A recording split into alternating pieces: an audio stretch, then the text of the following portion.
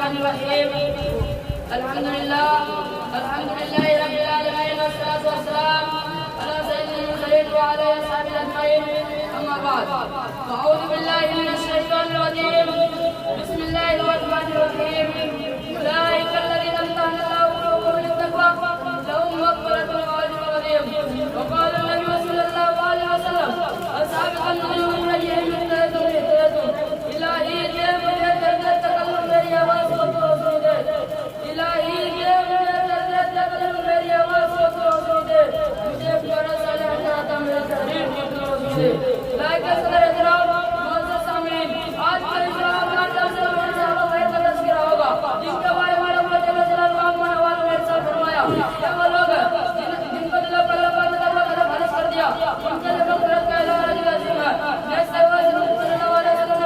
ने फरमाया ये वो लोग जिनको अल्लाह पर अल्लाह से तौबा कर खलास कर दिया उनके लिए मग़फ़िरत का ऐलान अज़ीम है जैसे वो कायनात सल्लल्लाहु अलैहि वसल्लम ने फरमाया मेरे साहबा से तारुफ मानता है जिसकी भी इत्तबा करोगे रास्ता पा जाओगे दोस्तों खालिक को मालिक का रसूल है कि इंसानों को हिदायत के लिए रसूलों को भेजता रहा चुनांचे हज़रत आदम अलैहिस्सलाम को भेजा हज़रत नूह अलैहिस्सलाम को भेजा हज़रत इब्राहीम अलैहिस्सलाम को भेजा हज़रत मूसा अलैहिस्सलाम को भेजा हज़रत ईसा अलैहिस्सलाम को भेजा आखिर में साहिब अल-हक़ मदीना